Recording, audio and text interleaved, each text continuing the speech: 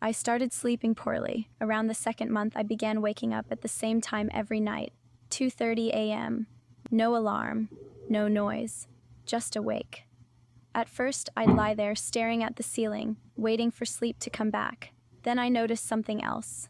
The mattress would shift, not suddenly, slowly, like someone carefully sitting down trying not to wake me. The first time it happened, I convinced myself it was my imagination, old bed frame, muscle twitch, stress.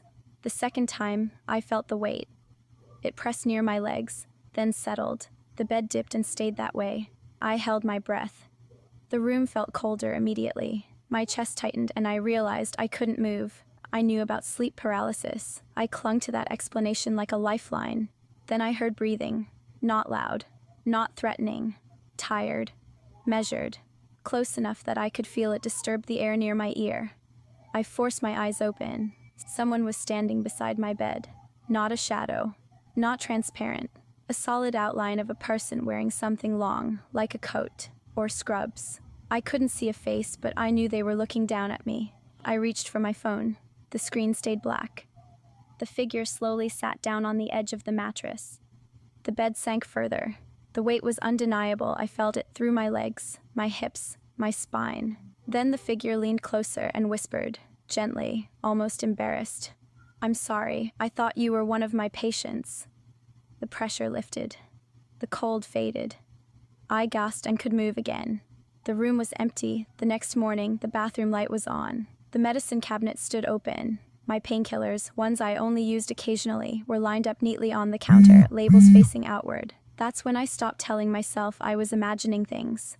I asked my landlord again about the hospice. He sighed, like he'd hoped I wouldn't.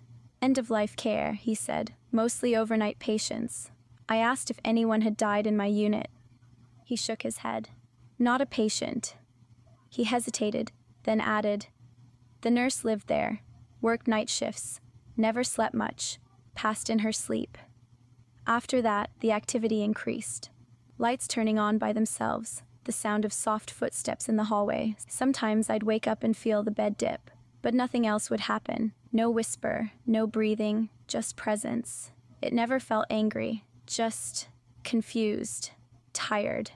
The last night before I moved out, I lay awake, boxes packed, keys on the table. At 2:30 a.m., the mattress shifted one final time. The familiar weight settled beside me. I didn't panic. I didn't move. A voice whispered, clearer than before, full of relief, "Oh, you're awake this time."